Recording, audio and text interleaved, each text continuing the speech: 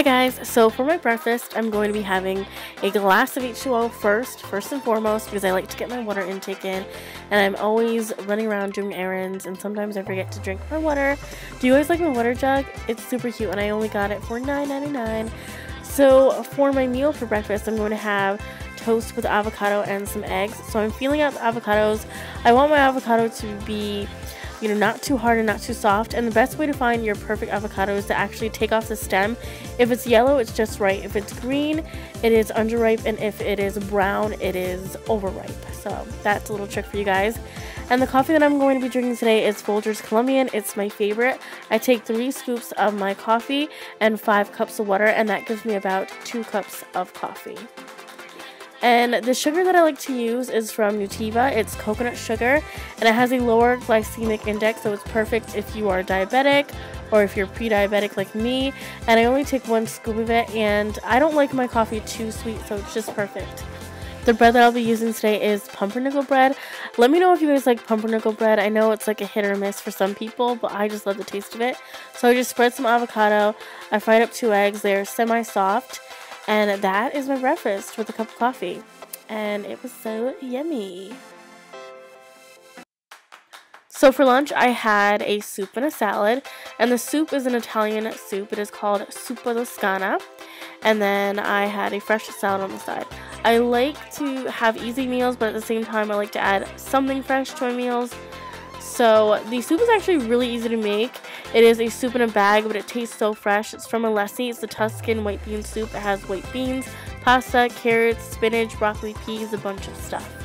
So for the salad, I use those orange cherry tomatoes. These are really, really good, and they have a little bit of sweetness to them, which I love. And then the Olivia's Organics 50-50 blend of spinach and spring mix. Also really tasty. And then for dressing, I use the balsamic vinegar of Modena. And then the beverage for lunch was a Crystal Organic soda in the flavor pear. And it was so good. It doesn't have a lot of sugar, which I love. So this is something that I would make for my family before dinner, just to keep them satisfied so they're not starving before dinner. And they're very filling and they're very easy to make.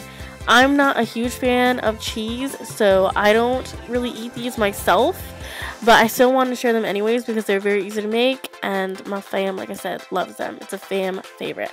So it's very easy. All you need is extra light olive oil to put in your pan, and then you take some pesto and you spread it onto your bread, and fresh mozzarella. So I just cut up some fresh mozzarella and some plum tomatoes.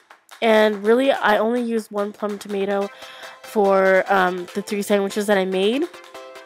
And for the bread, I use the Ciabasso Bakery ciabatta bread, and it's the roasted garlic kind. So there's actually little pieces of garlic, which adds a really nice taste to the sandwich. And they're already pre-sliced as well.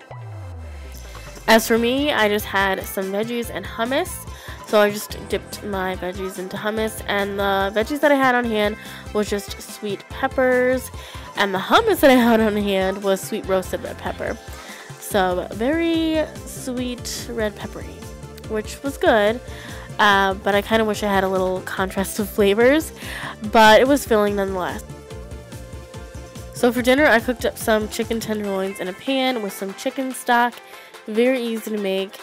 And I cooked up some pasta and Brussels sprouts to go along with the chicken. Those are roasted Brussels sprouts. I prefer to roast my Brussels sprouts because they add a nice, sweet flavor to your Brussels sprouts, and the kids will actually eat them. Boiled, not so much. So these are the simple ingredients that I use for my chicken tenderloins. I use garlic powder and lemon pepper seasoning from Spice Supreme. And then I use the Rachel Ray stock in a box. It's my favorite stock. It's the most flavorful stock I've ever tried. And I used extra light olive oil. And then I took a half of lemon and squeezed that onto my chicken. So for the pasta, I use the Sam Mills corn and quinoa pasta. It's gluten-free. It doesn't have too much of a different taste, but it does have a little bit of a different texture. It's a little bit more chewier, and it takes a little bit longer to cook. So for the Brussels sprouts, I use the green giant kind. They're trimmed and peeled already, but I do trim them a little bit, and I do cut them into halves. And then I added shallots to my pan along with the Brussels sprouts, and I glazed it with balsamic vinegar and a little bit of salt. Very easy to make.